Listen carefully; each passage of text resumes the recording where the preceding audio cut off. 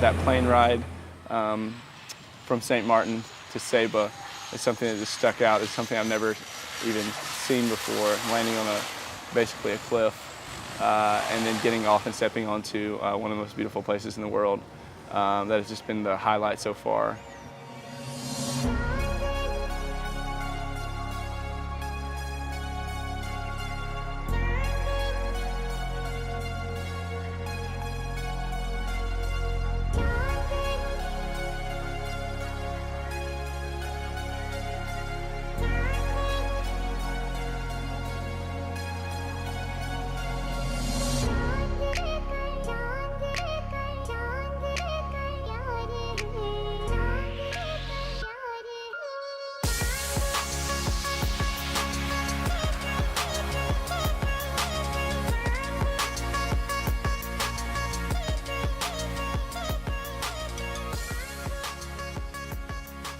It's beautiful.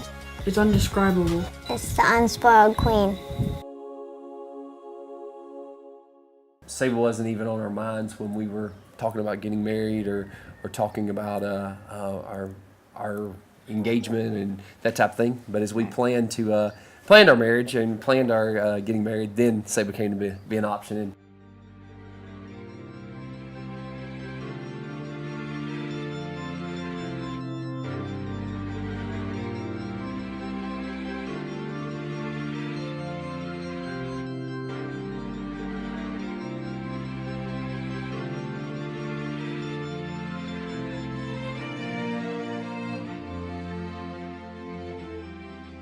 got in some other schools down here, but this was the one, mainly because as you looked online, all you saw was how everybody was safe on Saba, and there was no crime, and you could sense the friendliness as you read about it. Believe it or not, internet wasn't a big thing back then, so we couldn't see a ton of pictures, and you couldn't check out all these different websites or anything like that. So everything was paper. Like you read pamphlets about the medical school and about Saba and all that. You didn't find anything on the internet.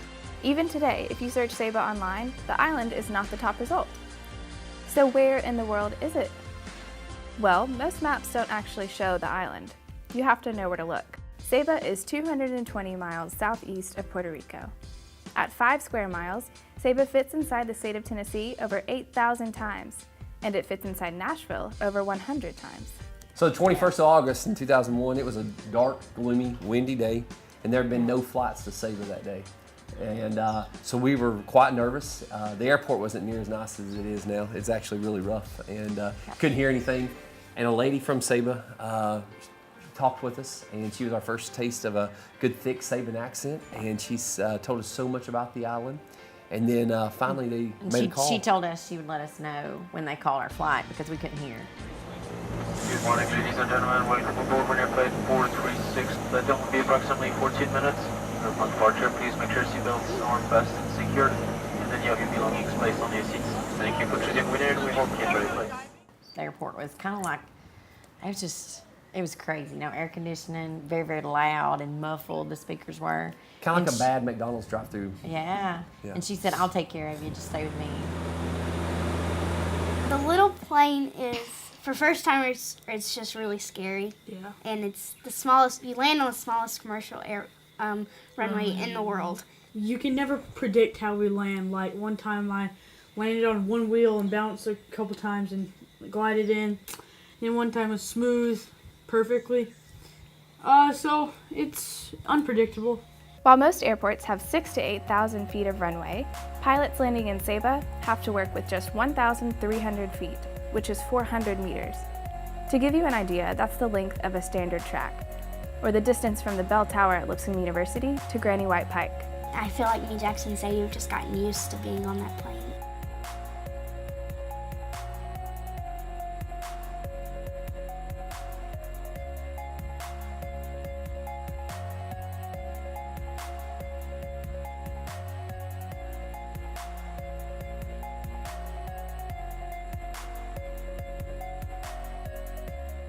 As we land in the airport, we walk out. The airport then was just one small little building with a door that went in and a door that came out, and that was it. And we came out, and what do we see up on all the hillside?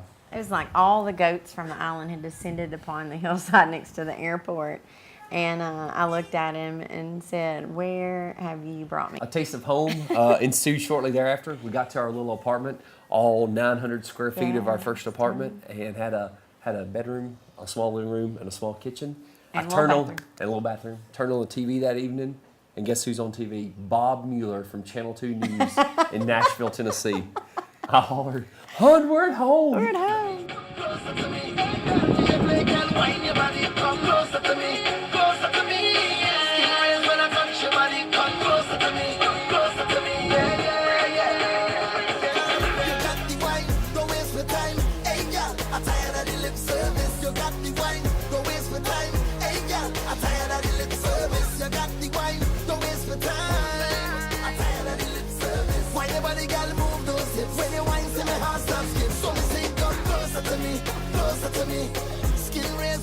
Your body come closer to me, become your wine. When we come to wine, closer to me, closer to me, closer to me. My dream for years was to be a family and consumer sciences teacher. I called the high school and they said, "Oh, it's so ironic.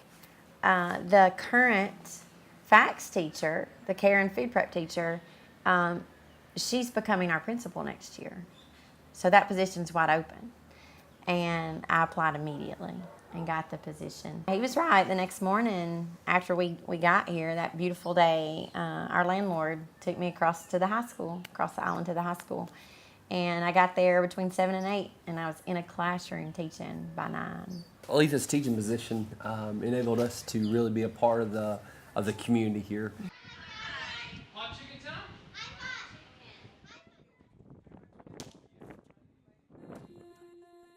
It was the fall of 2002, and we were just getting Lipscomb missions off the ground. And we were approached by Michael Thomas, a Lipscomb alum, and he and his wife Aletha had moved to Saba to him to go to med school. And it was that fall, I remember, that at the missions fair, where he had said, "Hey, I just wonder if there's any students who would be interested in coming to Saba for spring break of 2003.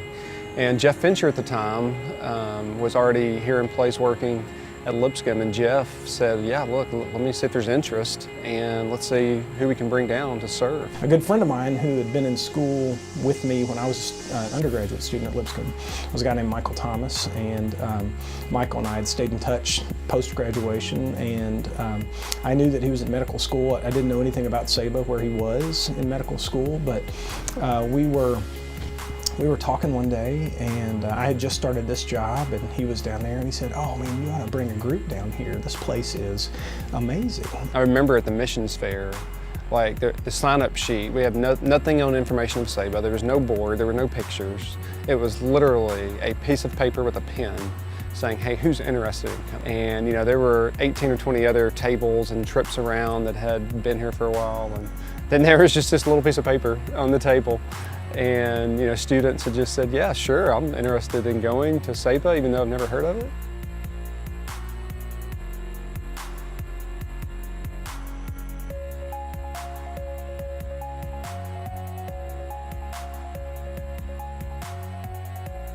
Jeff Fincher and his wife Natasha were the first ones that came to the island with Lipscomb Group, and they visited the school, and that was very exciting and nice for the kids. My wife and I went for 6 years during that time, and the Thomases, at least one of the Thomases was with us the entire time. That first year, there was, I think, 13 students that came from Lipscomb.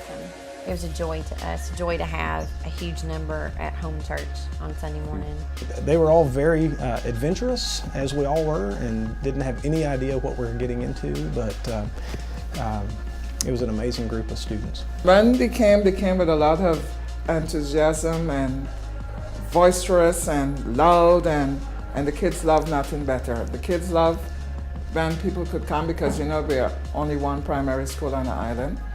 And it's always nice when you could get visitors, and especially when they get that one-on-one attention from the visitors that come in. A few months after that first team left, we went home for him to start rotations, and we always planned to come back.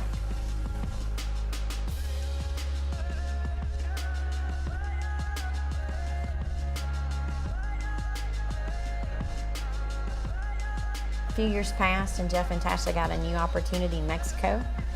And we were like, hey, that's no problem.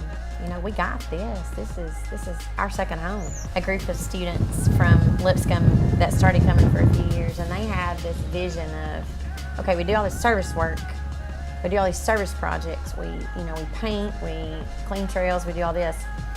But hey, relationships, that's what this trip's about. And how are we gonna foster that? They started talking about, you know, the teenage girls having a sleepover with us and the boys going and having a camp out at Cove Bay. They started talking about, you know, hey, we're getting up and talking about respect and morals, but where does this come from? Well, this comes from Jesus. We gotta speak his name more. We want to tell the truth, right? Nothing but the truth. Okay. Y'all come here. Do you know that we're told in the Bible that the most dangerous part of our body is our mouth? You know why? Do you know that the Bible compares it to a spark that could set a whole forest on fire? That's when I think this trip took on a totally different face. It was, you know, this is relational. You know, we're gonna be in your lives. We want you in our lives, and God's connected all of us. They started this. Michael and Aletha came here. So Michael could go to med school and Aletha taught in the high school for 2 years. And they chose to be more than just residents. They chose to be more than students, teachers. They chose to invest. And that investment that they made 15 years ago is still just echoing throughout this island. It's been something that a lot of my friends have been able to come to and enjoy, and just really brought a lot of joy to their life. It's a place that they want to keep coming back to, and so I thought it was probably a place that was pretty special. I think it's just really impacted my maturity and how I see just the overall mission of the Lord, whether that's here in Nashville or in small town Woodbury or in small country Saba. I struggled a lot last year. This is my second time on the island, so the year before I was really struggling in life, battling a lot of different emotional states, dealing with family issues, personal issues, and I think Saba was calling me to come here, and over the past year that's all changed. And it's amazing what this island can, how much joy it can bring to one person in such a short few days. Lipscomb gives you so many options of places you could go and places to choose from, but when it came down to it, like Saba fit because it's a relational trip, and when I see God, it's through people and through relationships, and so there's be no other place or no other way I would want to serve God. I thrive off of people, so that was one of the biggest draws to Saba, and then I got here and saw how beautiful it is. So that is definitely a reason why I came here. One of the things I tell newcomers on the trip is that you're going to be adopted under these relationships that have been formed for you, not by you. And you will then get to continue that.